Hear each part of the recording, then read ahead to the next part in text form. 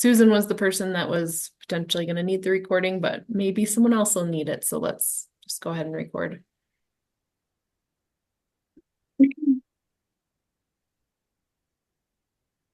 All right, so we are going to record the meeting. If anyone doesn't want to be a part of that recording, you can hop off and we'll send it to you afterwards.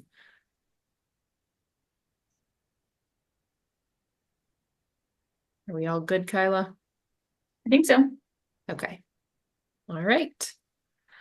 Well, we're here today. It's been a little while since we met last time.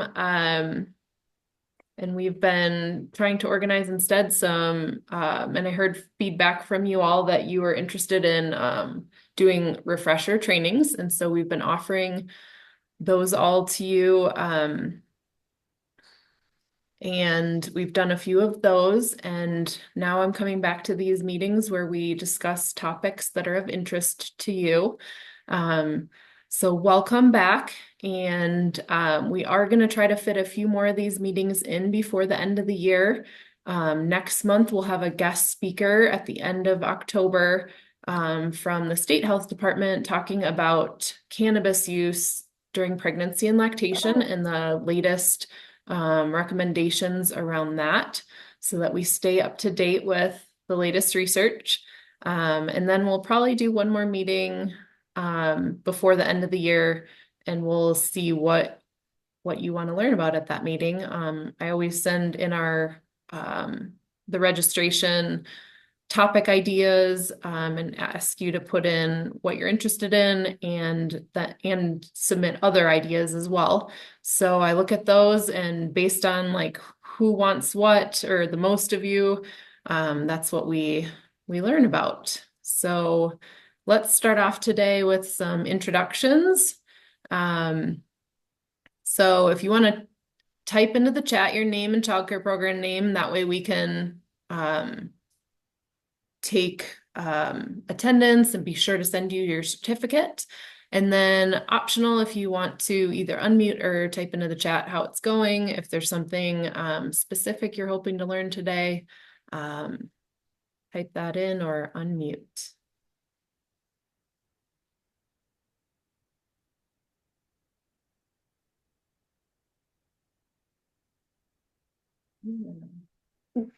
Just really quick, I wanted to check. I think I saw that this is being recorded. My co-teacher was not able to join, but she did sign up, and I can take notes for her too, but I was just curious if this would be available to her since she signed up to watch the video. Yeah, thanks for that, Sophie.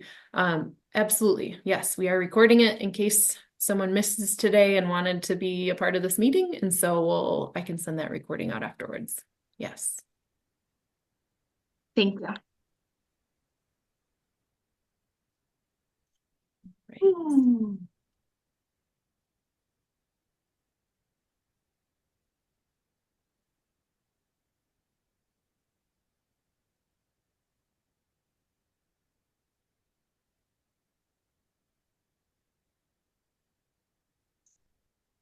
All right.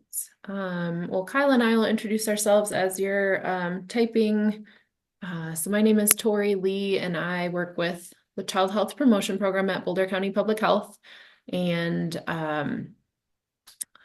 I've been coordinating the breastfeeding friendly childcare work in our program for almost a little over the past decade, already 11 years of doing this work, and love working with you all to make sure that we're supporting our families to be able to continue breastfeeding when they return to work and bring their babies into your care. We also do our farm to early care and education program, our healthy eating, active living program, where we do trainings with you all and with parents around nutrition, physical activity and movement and wellness. And, whoops, excuse me, I didn't mean to Switch slides. Kyla, would you like to introduce yourself? Sure. My name is Kyla Perlman, and I work with Tori primarily with doing healthy eating and active living trainings for childcare providers and some for parents. And I'm not a breastfeeding expert, but I have breastfed 3 babies. So that's what brings me here today. No, I'm here to support Tori. And I'm actually training to start doing health inspections at childcare centers. So you might see me around from time to time in your buildings, which is exciting. Is there anything in chat about what we want to cover, make sure we cover today or how it's going? Or did anyone want to unmute? I just have to say that Clara is starting her lactation consultant course soon, so I want to congratulate her. Um, Yeah, Yay. And then Rebecca Davis is new to childcare and she's loving it. So that's good awesome. news too. Thank you, Rebecca. Always need more people in childcare. Okay. All right. I'm going to get back to our slides and get us going because we have lots of information to learn today. And I want to make sure there's time for questions. So, all right. So I just want to point out the picture on the slide that, this program is all about making sure we provide support to our parents, and recognizing that it's a big web of support, right? So childcare is a part of that web. We know from data and research that parents look to you, childcare providers, as a piece of that support web, and that they see you as an expert in so many things as you care for so many different babies, and you can get to know characteristics of different children and just what some commonalities are. So you are definitely such an important part of that support web. And the other parts of that might be the healthcare provider to that baby. The workplace can be a very big support to breastfeeding. And then, all other aspects of the life. So family, friends, any other like community supports as well. Okay, so our learning agenda today, we're gonna talk a little bit about responsive feeding, feeding on cue, introducing first foods, and then give some updates and make sure we have some time for questions. All right, so responsive feeding, this is definitely a cornerstone, and just recognizing that meal times are so much more than food. So we know that much about who we are, where we come from, and what we share with our children is centered around food and mealtime. And so that starts from the very beginning when a baby is born, recognizing that they might be eating 12 times a day when their tummy is so small, that mealtime is going to happen very often, and that's a time that we have an opportunity to connect and form that attachment. And so thinking about what a responsive eating environment looks like, there's many different parts of it that overlap. So thinking about hunger is definitely maybe the cornerstone of it. When we think of our babies showing us the signs that they're hungry, and we're going to learn a lot more about that today. But we also know that mealtime, that eating is about social connection. It's hopefully has some pleasure to it, and it is also about our appetite and what we like to eat. So creating a responsive eating environment, there are things that we can do to help create this positive mealtime environment. So making eye-to-eye contact so if you have a baby in your care and you're feeding them a bottle, so making sure you're making eye-to-eye contact with them, getting to know each child in your Yay, the care. phone is working. Let me see. Hello, my Thomas. Is that you, Susan? I think you might be unmuted. Oh, sorry, Tori. That's okay. Um, so thinking about how each child has a different way of showing us they're hungry and they're full, and that each child might be unique in the way that they show us their hunger cues. So getting to know your babies in that way. And then encouraging them to listen to their own fullness and hunger cues. So knowing that they're born with an amazing ability to self-regulate and to know when they're hungry and when they're full, and to see that as our role to help them maintain that ability to be in tune with their body.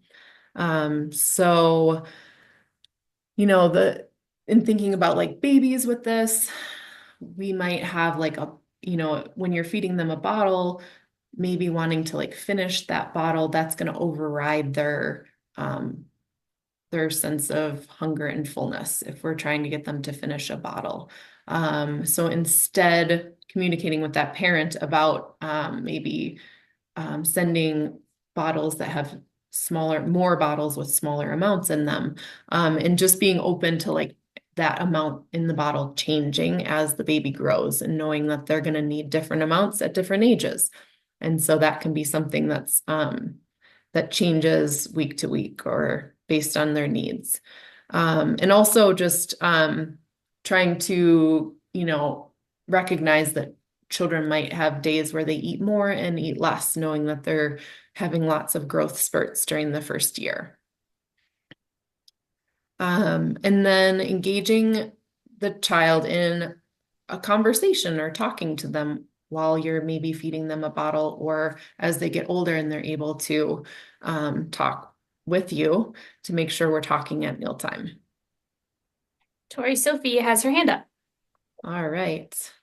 Sorry, can I just ask a quick question? I'm curious and I just more to learn. Want to know more about what you talked about.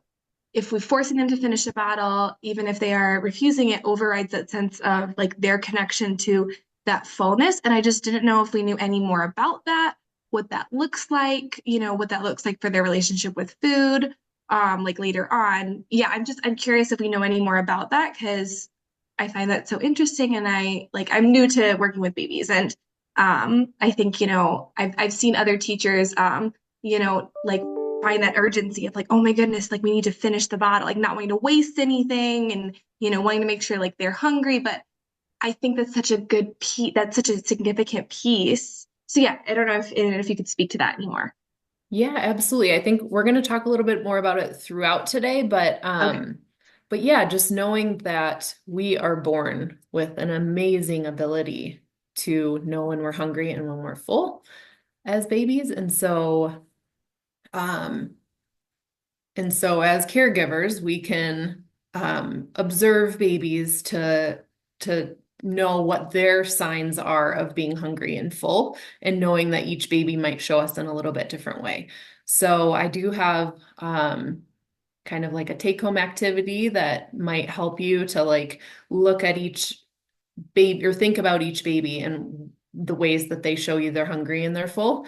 And that way, like getting to know them a little bit better and their signs. And I think, I mean, we hear definitely like even as new parents, it's like when you meet your baby for the first time, you're just getting to know them as well. And a lot of times as parents, we need to even learn those ways that our baby shows us their needs as well. So they're communicating, in nonverbal ways. And so we're noticing those small cues.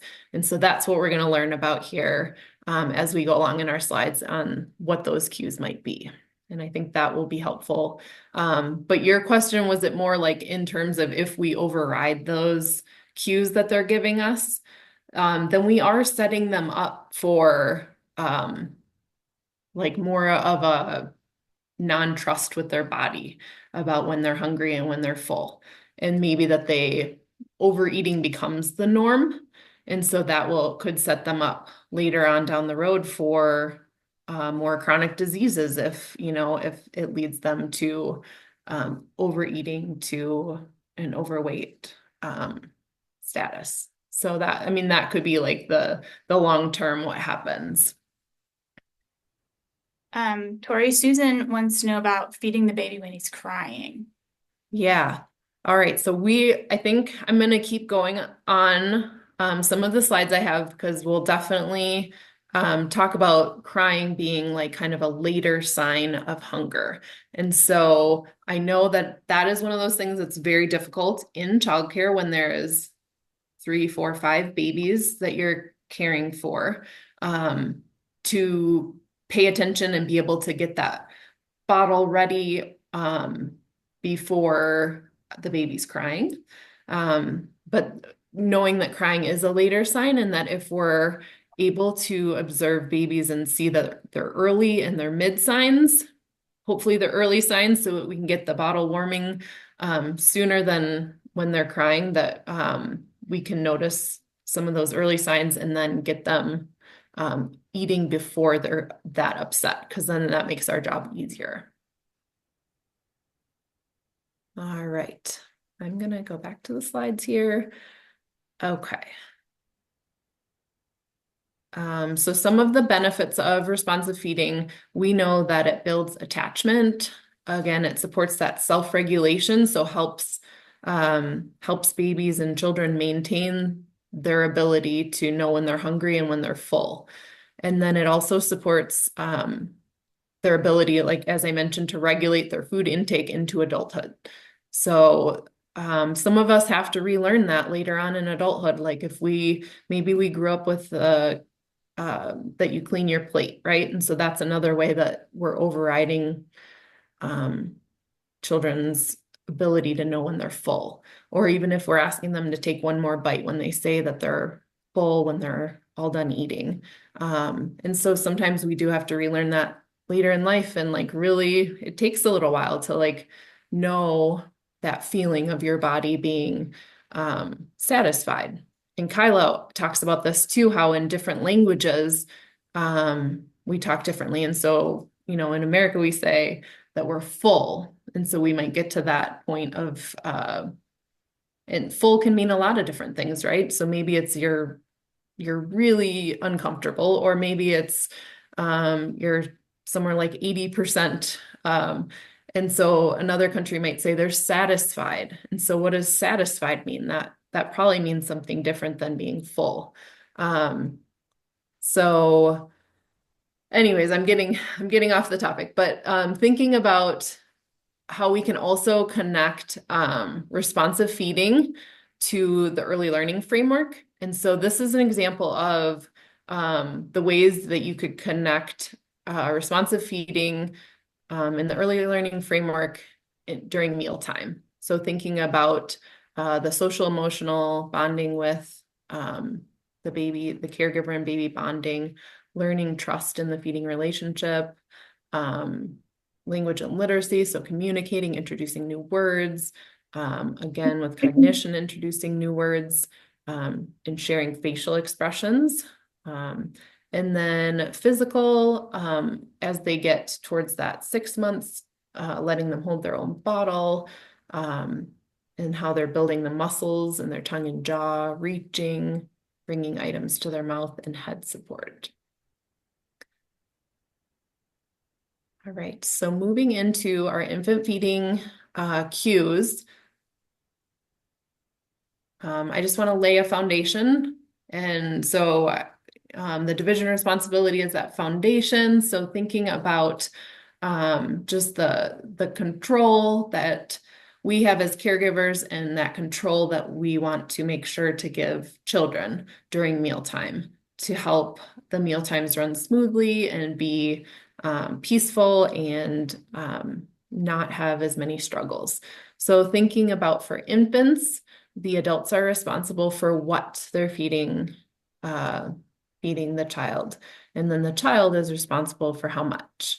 And then as we move into to toddlers through adolescence, the adults are responsible for the what, the where, and the when, and the child is responsible for deciding whether or not to eat and how much of that food to eat. So this is kind of our foundation, again, for that responsive feeding, and for also paying attention to those feeding cues. All right, so when we think about infant feeding, from birth to 6 months. So this is a time when babies are only having breast milk and or formula. And there, of course, if a child is at a higher risk for a food allergy, a pediatrician may recommend introducing the highly allergenic foods between like 4 and 6 months. That's been shown to have less allergies, and so that might be the case. But the general recommendation is that a baby is only having breast milk and or formula for those first 6 months. And so some other things to think about for infant feeding. So holding the baby while being fed, feeding on cue, and we're gonna go more into detail about what those cues are. And then paste bottle feeding is practiced. I have a video to show you on that. And then just a reminder that no water for the first 6 months, that breast milk and or formula gives everything that baby needs in terms of hydration. And then a reminder over here to not prop a bottle, give them a bottle in the crib or crawl around with the bottle. All right, and so during this time is when, as caregivers, you can really help by supporting breastfeeding. So we know that when a mother returns to work, this is anytime like baby and parent are separated that breastfeeding rates go down. So this is a time when you can support your families to continue to breastfeed.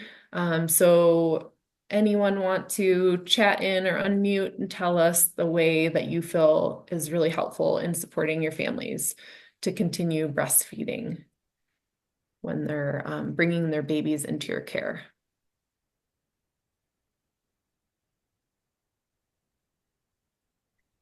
Hi, I'm Sam.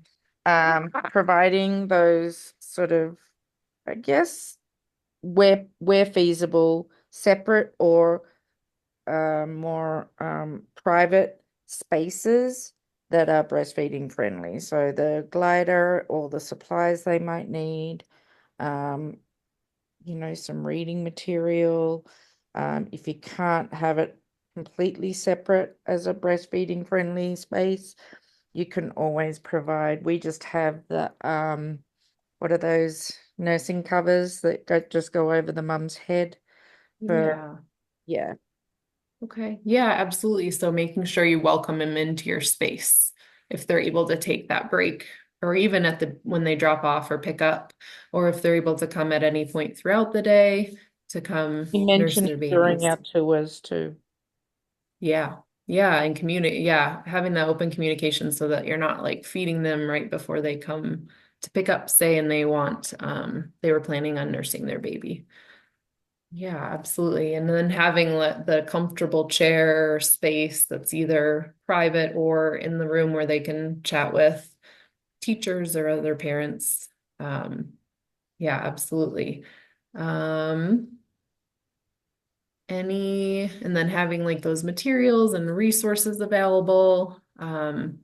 We've found just from childcare provider, like listening and being that support to parents as well. And if you're able to like refer them to a resource if they need that.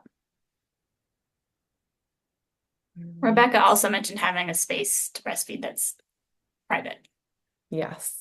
Yeah. We hear that from a lot of parents that it's nice to have that space. I had just set up a room at a childcare program last year, and I heard from a parent that they were using it, and they're like, "Oh, it's so nice. I wasn't expecting that." So they really do appreciate having that space.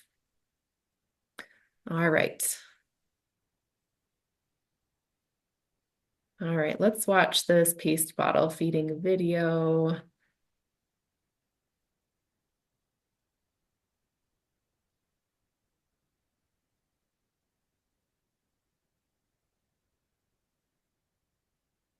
Everyone can see this.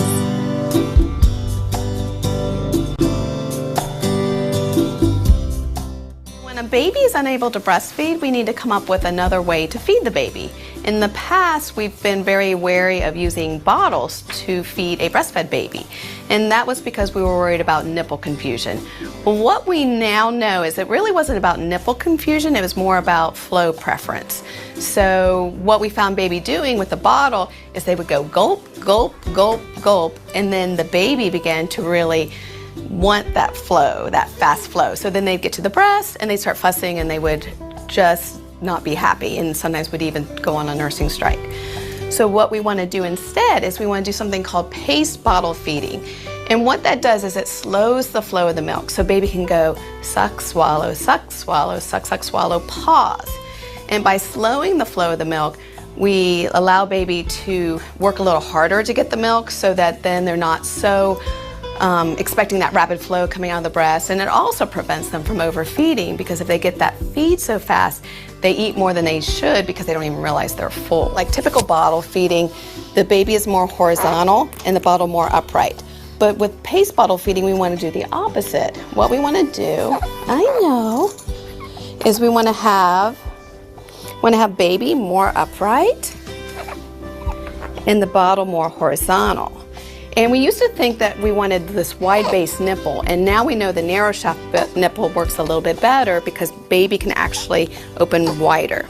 Let's get your little hands down here. We want to tickle baby's lips until they open, and we want to get that nipple all the way in. Come on. And if baby starts going, let's see here, if we get him to go, so see how he's gulping right there? Gulp, gulp, gulp. We don't want that. That is too fast. So if that happens, we slow that flow by either dropping. If we have to drop it so far that there's no milk in the nipple, that's fine. The air won't hurt him. But see how he paused? And then when he starts sucking again, we put that milk up into the nipple just so he can go suck, suck, swallow, pause. And when you have a baby who can pause with the bottle in their mouth, then they're getting that flow in such a manner that it's going to be more protective of breastfeeding than a fast flow would be. Oh, you're okay. You're okay. So there he's starting to go a little fast. So I'll get that bottle a little more horizontal, the milk about halfway filling the nipple. So then he should stop.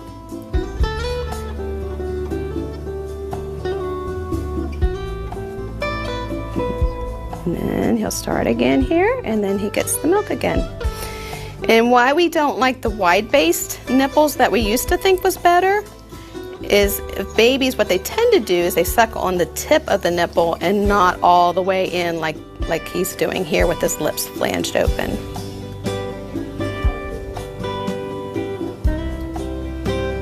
Some people, instead of dropping the nipple and letting baby suck on an empty nipple, some people like to take the nipple in and out. So they'll do like this, he's gulping, so then they'll actually pull it all the way out. I find it a little more disruptive, so I just like pacing the feed by letting that flow in and out of the nipple as needed to slow that flow.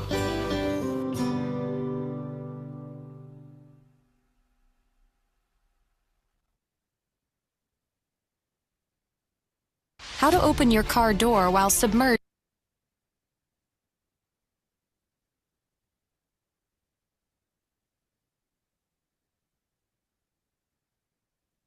All right.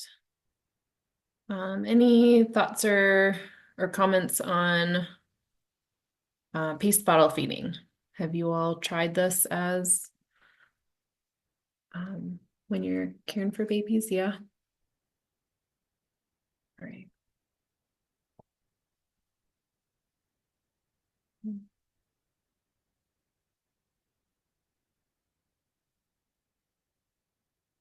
Okay.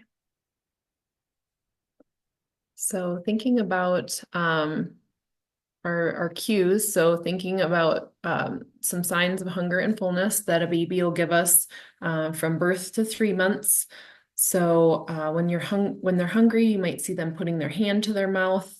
They make that like sucking or rooting. They might like move towards the breast or towards they're trying to find the milk. They might make some kind of grimaces with their face.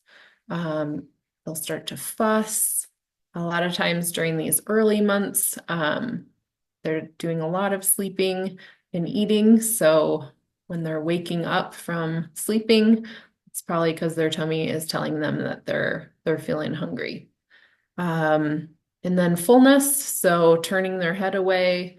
They might fall asleep at the breast or having milk, showing interest in other things, closing their mouth, or spitting it out. I have another video I want to show you right now. It's a really quick one. All right. Still a little slow to switch over, and I apologize for that.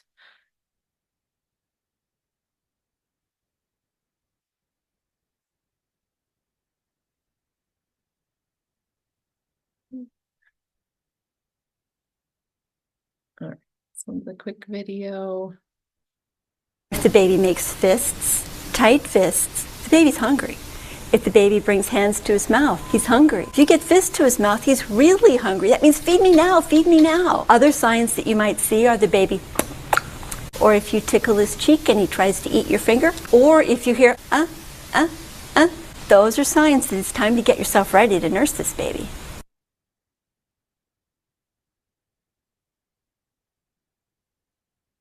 All right, so quick video, but I feel like it kind of honed in on the things we just talked about. So here are some pictures. So these are the early cues, as I mentioned. So early cues of I'm hungry. So they could just be starting to stir, starting to wake up from sleep. This is what the mouth open, starting to seek or root looks like. And then they might start to move a little more, start to turn their head to really look and try to find some food. So again, those are the early signs. The next ones are going to be our kind of mid cues. So they've already showed you those early signs. Now they're starting to really feel hungry. They might start to stretch. They're going to just increase moving their body. And then that's when you might see them bring their hand to their mouth, or as she mentioned, like scrunch up their hands, open them up. So you're really seeing increased movement. So instead of just turning their head, they're starting to move their whole body. And then our late cues are going to be crying, really starting to get more agitated with their body. And you'll see them, start to turn red as they get upset. And so with those, getting to the later cues, you're going to have to calm them down before they're ready to eat. So that's why it creates a little bit more work if we can pick up on those earlier mid cues and start to let them know that food is coming. Then we can avoid having to calm them down and take that extra time before feeding them. I like to remind you of the stomach size of a newborn to 1 month old. So this is probably before they're in your care, but just remembering, and if you have any opportunities to talk with parents about this, or first-time parents, I think it's something that's so important to recognize on how tiny a baby's tummy is when they're first born, knowing that it only holds a teaspoon of food on that first day. And so recognizing that that's why baby needs to eat so frequently, that their tummy is that small. And if their, breast milk is very easily digested. So they're eating that small amount, digesting it very quickly, and needing to eat again. So the stomach size does increase over that first month pretty rapidly. So by day 3, it's holding about an ounce in the size of a walnut. By 1 week, it's already increased to the size of an apricot, holding anywhere from 1.5 to 2 ounces. And you can see how much that looks like in pumped milk in the background here. And then 1 month, size of a large egg, holding anywhere from about 2.5 to 5 ounces.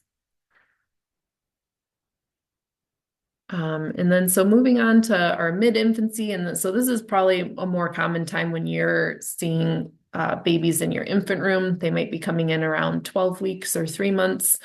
So thinking about ways they're showing you they're hungry and full. So at this age, they might be smiling, looking at you, making verbal coos during feeding to indicate they want more. They might also fuss when they're hungry. They can move their head to really reach for the food at this point if they have that more of that neck control, and then swiping food towards the mouth. So they're starting to get a little more control over their hands at this point. The fullness, so distracted, they're paying more attention to their surroundings. They're kind of, they lean back or away from the food. They're good at arching their back at this age, right? They might just slow down and, there's not sucking as much. They can spit out the nipple or turn their head away. And so at that 6 month mark, this is the common time when first foods are starting to be introduced. And so just thinking about what that looks like. And so also recognizing that breast milk, human milk, and or a combination of formula is still going to be the primary source of nutrition, especially when foods are starting to be introduced. Sometimes it's not much food that even makes it down to the tummy. So depending on, how ready that baby is to start eating foods, they might not be getting a whole lot of calories, nutrition from the first complementary foods. And so thinking about that breast milk and or formula is going to continue to be the main source of nutrition until they're 1 year old. And then we think of the food as kind of some extra nutrition. And so the word complementary food really came from that those foods are complementing the breast milk, not replacing it. And so we're introducing them fairly slowly. A common recommendation is to introduce foods rich in iron at 6 months. And we also want to get those more common allergens in between 6 and 12 months. So obviously parents are going to be the primary, they're going to be introducing foods to their baby, and at childcare, you're following their lead and, staying in communication about what they've introduced to their baby. We do have, if your program serves foods, I have a really great handout on a way of communicating with families to for them to let you know what they've introduced, so that you can also feed the baby those foods from your program.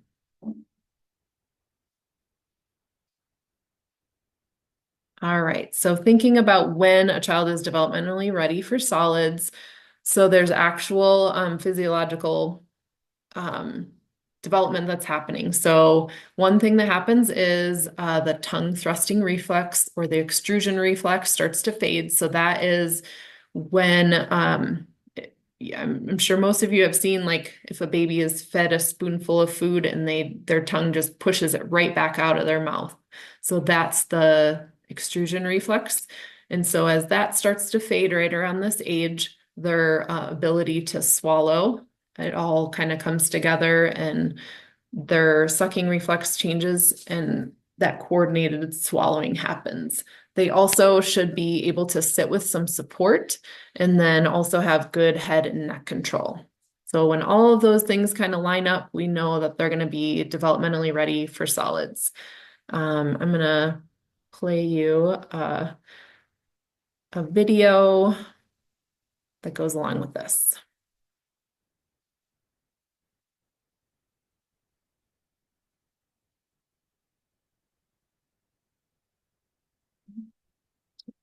Here.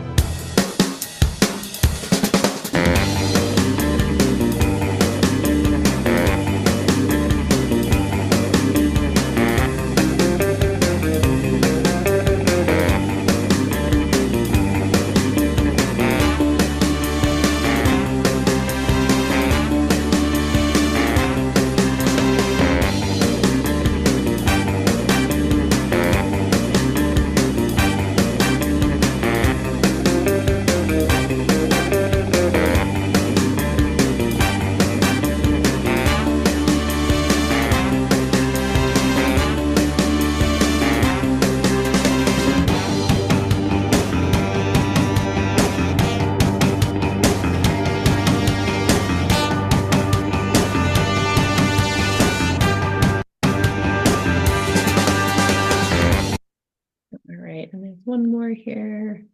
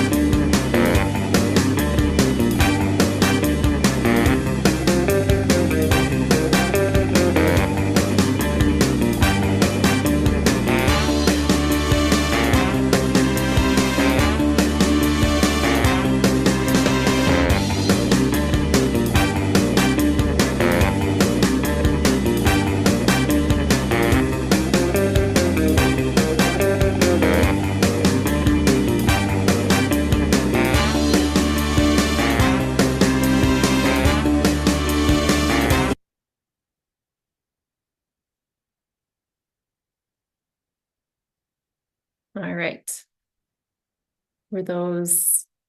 Hopefully those were helpful to kind of cover all the bases with thinking about like how they show they're developmentally ready and then what it looks like when you start to introduce those foods. So just a note too, that food sensitivities can cause some excessive spitting. So thinking about like if it's around that time when parents are starting to introduce solids, and if you notice any changes in spit up, that that could be a sign of food sensitivities, and just to think, that could be what's going on. So make sure you ask questions and just keep that communication going with families. If you're noticing any changes as solids are introduced. And of course, refer them to their physician or lactational professional to get through those tougher periods. All right, so thinking about our mid-infancy, so our 6 to 9 month old, ways that they show us they're hungry and full. So reaching for the spoon at this age, pointing to food, and then when they're starting to get full, their eating might slow down. They might start to do things other than eat the food, like throw it on the floor, clenching their mouth shut, pushing food away.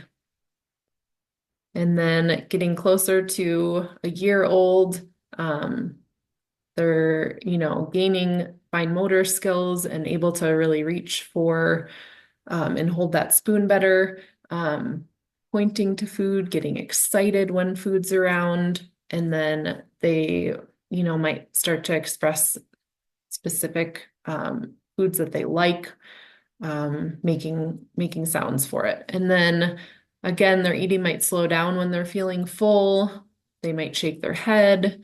They can push food away. Are going to be some ways that they show us they're full. Just a reminder, when we're feeding kids, that this is what's true, that from day to day, meal to meal, that kids might eat a lot, they might eat a little, they're not yet consistent, they're having lots of growth spurts. So mealtime can really feel like a roller coaster. And they might be so hungry because they were just outside for the last hour, moving their body. And so just remembering that this is what's normal with how kids eat during the early years. And it can be kind of reassuring when you start to feel frustrated. And then thinking about how, again, I keep coming back to communicating with families, but at during these infancy and toddler ages, it's so important to communicate with families to see how they know when their baby's hungry or full, and especially maybe when baby's first starting in your care, hearing from parents like how they know when their baby's hungry and or full. And it helps you get a better sense because some parents are feeding on a schedule. And so maybe that's an opportunity to tell them and talk to them about how at your program, you're feeding babies on cue and that you're going to pay attention to when they're hungry, and feed them on cue. So creating a calm feeding atmosphere. So thinking about and talking with them about where they feed their baby at home. If they're just starting care and the only place they've ever been fed at home is in like a dark, very quiet space, that's probably not going to be possible at school. So maybe having that conversation about like working towards nursing the baby in a space that's not so quiet or dark so that they adjust better at childcare. And then recognizing when their baby's ready for solids. So having that conversation with them about when they're thinking about introducing solids and what you've just learned today about how we know when babies are ready for solids. Because a lot of times, this is new for first-time parents as well. All right, so this is the handout I mentioned. It can just be an optional activity that I'll send it out with an email afterwards that you can, write down the babies in your care and spend some time paying attention to what their unique ways of showing you they're hungry and full are.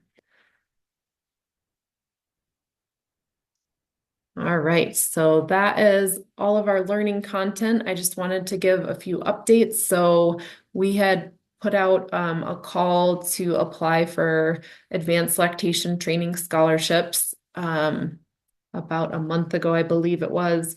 And we had a great number of people apply for it. And so we have awarded those scholarships. And we will hopefully, pending our grant funding for next year, have more scholarships to offer in 2025. So if that's something you're interested in, please let me know and I can kind of put you down on a list to just make sure that you receive that communication in 2025 about applying for a scholarship. We do have limited grant funding available to make some updates to lactation rooms. So if your program is needing anything, please reach out about that. And then we always have resources to provide your program to support lactation. And so some of those resources look like the toolkits that most of you have probably seen. So the purple one is Life with Breastfeeding. So it's a guide for parents and families. This yellow one is Making Breastfeeding Work for Childcare. So this one supports you as a childcare provider, and it pairs well with the PDIS training, supporting breastfeeding in childcare. This one is for employers, and this one is the Boulder County Breastfeeding Services and Resources Guide. Back to that slide. So we always want to work with you towards recertifying or becoming certified as a breastfeeding friendly childcare program. And then if you ever have training needs, you want us to come out in person to do refresher on the breastfeeding friendly childcare program, there's always the online PDIS training available. So just be in touch with us if you have any needs around that. We also have a robust website with so many resources for on breastfeeding. So that web address is boco.org/breastfeeding. And our general child health promotion website is down here as well. And I'm always happy to help you navigate that website if you have something specific you want to find.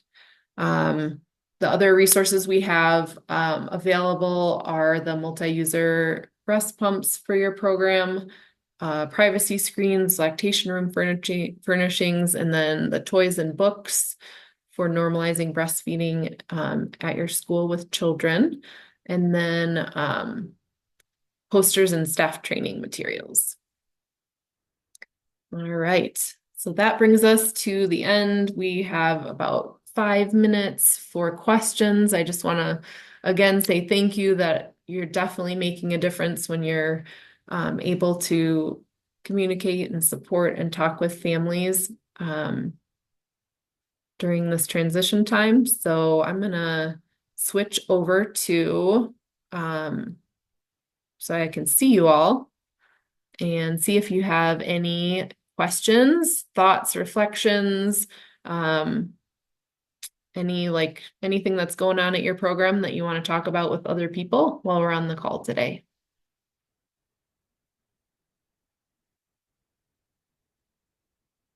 Yes, I guess so I am admittedly, like, to be transparent, new to working with infants. I have a master's degree. I like have all the book knowledge, right? But like I'm putting it to use for the first time, which is very exciting.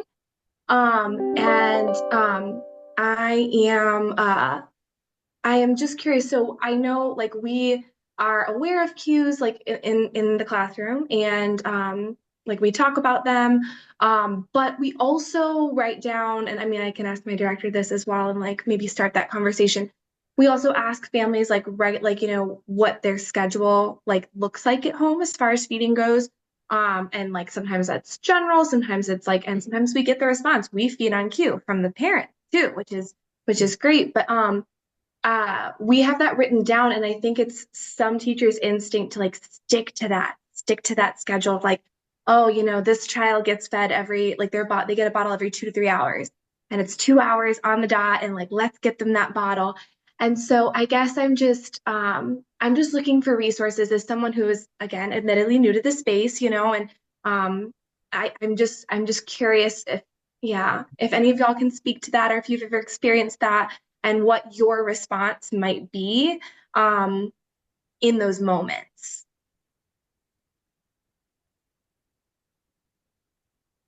Anyone else from another program want to share?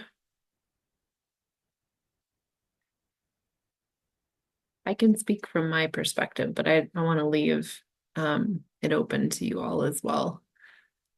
I would say like, I think generally like as a rule of thumb, knowing like that a baby can eat anywhere from like 8 to 12 times throughout like a 24-hour day, that they are probably going to be hungry every about 2 to 3 hours. So I think it's good to know things like, you know, that is typical, right?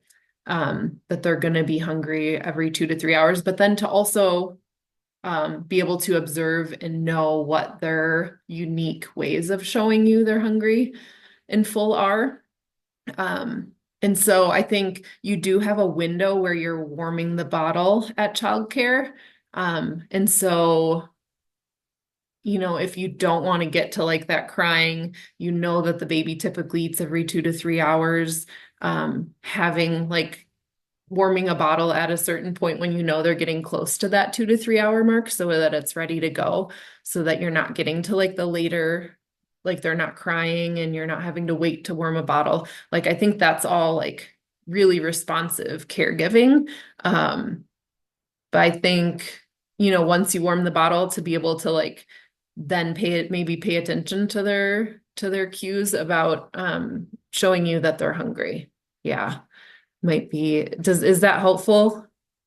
It is. It kind of feels like that middle ground of like, you know, anticipating, you know, being support through anticipating it, but then also not like committing them to the like, you know, every 2 hour schedule if like, you know, maybe they, you know, aren't like there's different things going on developmentally. Maybe they're more hungry one day, like you had said, or less hungry another day. And like that's normal too, not like forcing it. So I appreciate that like that middle ground sort of approach that makes sense to me.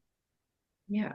Yeah, absolutely. Yeah, and they do have so much growth happening, especially in that first year of life. If you think about the growth charts and how the line is as vertical as it'll ever be in your life during that first year. Like they're growing so much. And there are days where they're more hungry and less hungry, or maybe they need to have a poop before they eat. You never know, what's going on. Or maybe they're starting to get a little cold. There's just so many things that could be going on. So I think also just being very in tune to their needs and the ways that they're showing you how they're feeling and how that they're hungry or full or what kind of stimulation they might need. Yeah. Thank you for that question.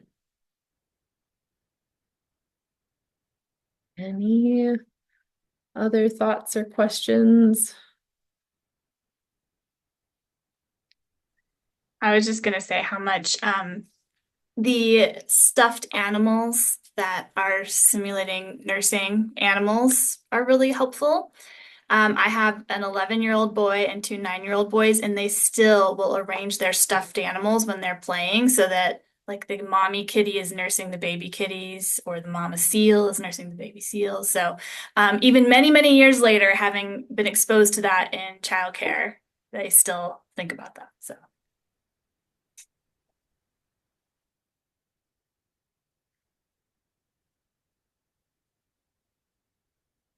Becky, did you have something? I see your camera just came on. Yeah, I do. We have a 10-month-old who's still on a number one nipple flow. Mhm. And he seems like he doesn't even want to drink the 3 or 4 ounces of breast milk because it seems like he gets so frustrated that he just kind of throws it and moves on. And he's a really good eater as far as food goes. Mhm. And I guess there's a couple questions there. It's like, like what is the best nipple flow for an older child?